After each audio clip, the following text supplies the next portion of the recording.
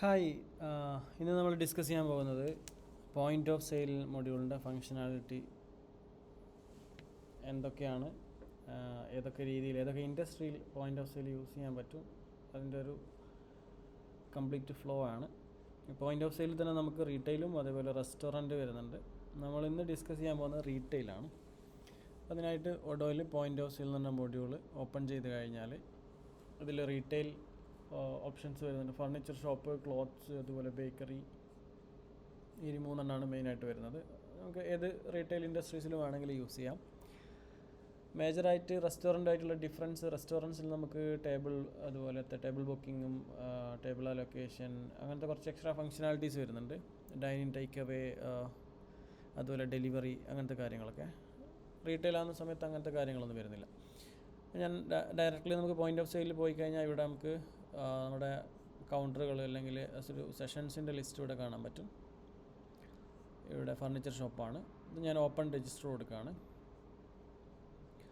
Open register കൊടുത്തു കഴിഞ്ഞാൽ first വരുന്ന സ്ക്രീനിൽ നമുക്കിവിടെ നമുക്ക് ഓപ്പണിംഗ് ക്യാഷ് എത്രയാണ്. നോർമലി ഒരു റീറ്റെയിൽ സ്റ്റോറൊക്കെ ആണെങ്കിൽ അവർ ക്യാഷ് കൗണ്ടർ അല്ലെങ്കിൽ ഷോപ്പ് ഓപ്പൺ ചെയ്യുന്ന സമയത്ത്, POS ഓപ്പൺ ചെയ്യുന്ന സമയത്ത് അവരുടെ കയ്യിലുള്ള ക്യാഷ് ഒരു കോയിൻസ് ആയിട്ട് അല്ലെങ്കിൽ നോട്ടായിട്ടുണ്ടാവും. അപ്പോൾ അത് ഓരോ രാജ്യത്തെ കറൻസിക്ക് അനുസരിച്ച് നമുക്കിവിടെ സെറ്റ് ചെയ്ത് കൊടുക്കാം.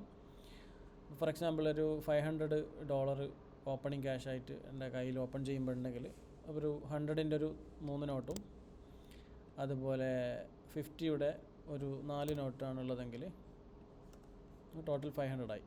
ഇങ്ങനെ എനിക്ക് കൊടുക്കാൻ പറ്റും.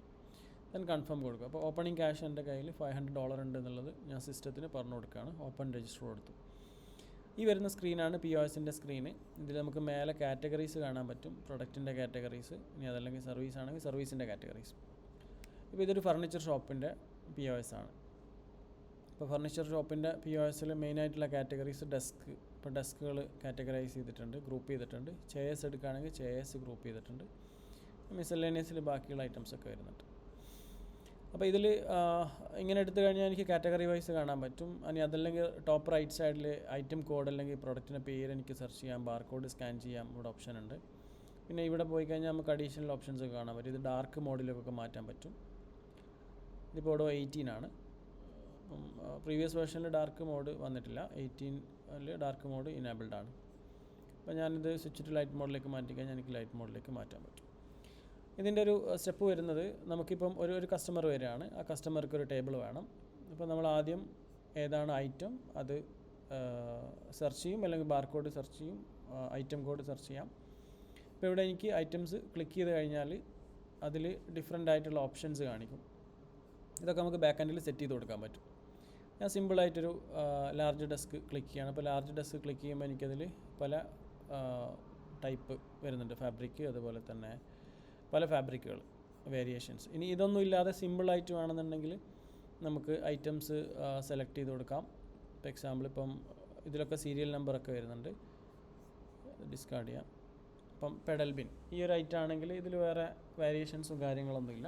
ഡയറക്റ്റ് ഇവിടെ ഐറ്റം സെലക്ട് ആയിട്ടുണ്ട്. ഇനി എനിക്ക് 2 രീതിയിൽ ഇതിൻ്റെ ക്വാണ്ടിറ്റി കൂട്ടാൻ പറ്റും. ഇപ്പം 2 ക്വാണ്ടിറ്റി വേണമെന്നുണ്ടെങ്കിൽ എനിക്കിവിടെ ക്വാണ്ടിറ്റി ഓൾറെഡി സെലക്റ്റഡ് ആണ്, 2 കൊടുത്തു കഴിഞ്ഞാൽ ഇവിടെ 2 വരും. ഇനി അതല്ലെങ്കിൽ എനിക്ക് ഇവിടെ തന്നെ ഇങ്ങനെ റിപ്പീറ്റഡ് ആയിട്ട് ക്ലിക്ക് ചെയ്ത് കഴിഞ്ഞാൽ ക്വാണ്ടിറ്റി ആഡ് ചെയ്ത് വരും. അപ്പോൾ 5 ക്വാണ്ടിറ്റി പെഡൽ ബിന്ന് വന്നിട്ടുണ്ട്. പുതിയ ഐറ്റംസ് വേണമെങ്കിൽ എനിക്കിവിടെ ഓഫീസ് ചെയർ ആഡ് ചെയ്ത് കൊടുക്കാം. അപ്പോൾ ഇതിൽ ടോട്ടൽ ഇവിടെ വന്നിട്ടുണ്ട്, വിത്ത് വാറ്റ് വന്നിട്ടുണ്ട്. ഇനി എനിക്ക് കസ്റ്റമർ ഡീറ്റെയിൽസ് ഇതിലേക്ക് അപ്ഡേറ്റ് ചെയ്യണമെന്നുണ്ടെങ്കിൽ നമുക്കിവിടെ കസ്റ്റമറിൽ ക്ലിക്ക് ചെയ്ത് കഴിഞ്ഞാൽ ഓൾറെഡി ഉള്ള കസ്റ്റമർ ആണെങ്കിൽ നമുക്കിവിടെ പേരോ ഫോൺ നമ്പറോ ടൈപ്പ് ചെയ്തിട്ട് സെർച്ച് ചെയ്യാൻ പറ്റും. ഇനി അതല്ല പുതിയ കസ്റ്റമറാണ് എനിക്ക് ഇവിടെ തന്നെ ക്രിയേറ്റ് ചെയ്യാം. ഞാനിവിടെ മിസ്റ്റർ എക്സ് എന്ന് പറഞ്ഞിട്ടൊരു കസ്റ്റമറെ ക്രിയേറ്റ് ചെയ്യണം. അവരുടെ ഡീറ്റെയിൽസ് കൊടുക്കാം, ഫോൺ നമ്പറൊക്കെ കൊടുക്കാം. ഇത് ഞാൻ സേവ് ചെയ്തു. ഇപ്പോൾ പുതിയൊരു കസ്റ്റമറാണ്. ഈ പുതിയ കസ്റ്റമർ ഈ ഒരു 2 ഐറ്റം ഇത്രയും പ്രൈസിനാണ് എടുക്കുന്നത്. നമുക്കിപ്പോൾ ലോയൽറ്റി പോയിൻറ്റ്, അതുപോലെ ഗിഫ്റ്റ് കാർഡ് പോലത്തെ എക്സ്ട്രാ ഫീച്ചേഴ്സൊക്കെ ഇതിൽ ഇനാബിൾ ചെയ്ത് കഴിഞ്ഞാൽ നമുക്ക് ഇതുപോലെ പോയിൻറ്റ്സൊക്കെ കാണാൻ പറ്റും. ഇപ്പോൾ സൂപ്പർ മാർക്കറ്റിൽ അല്ലെങ്കിൽ നമുക്ക് ഇപ്പോൾ റീറ്റെയിൽ ഔട്ട്ലെറ്റൊക്കെ പോയി കഴിഞ്ഞാൽ അവിടെ പല രീതിയിലുള്ള ലോയൽറ്റി അല്ലെങ്കിൽ പ്രൊമോഷണൽ പ്രോഗ്രാംസ് ഉണ്ടാകും. അതിനൊക്കെ വേണ്ടിയിട്ടാണ്. അപ്പോൾ ഐറ്റംസ് ആഡ് ചെയ്തു, കസ്റ്റമർ ആഡ് ചെയ്തു.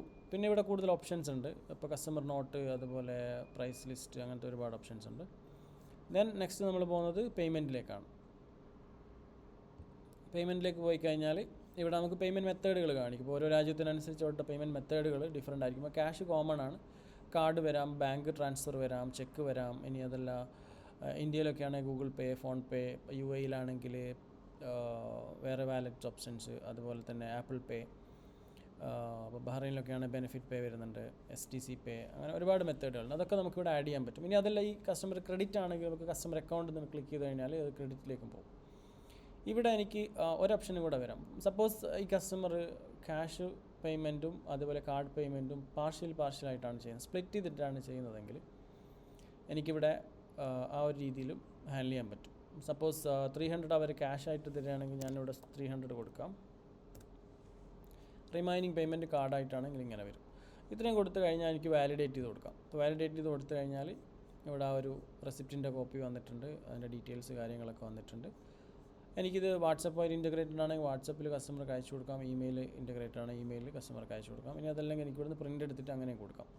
ഒരു 3 സ്റ്റെപ്പിൽ നമുക്ക് ഓർഡേഴ്സ് കംപ്ലീറ്റ് ചെയ്യാൻ പറ്റും. ന്യൂ ഓർഡർ കൊടുത്തു കഴിഞ്ഞാൽ അടുത്ത് വീണ്ടും സെയിം സ്ക്രീനിൽ തന്നെ ആവും.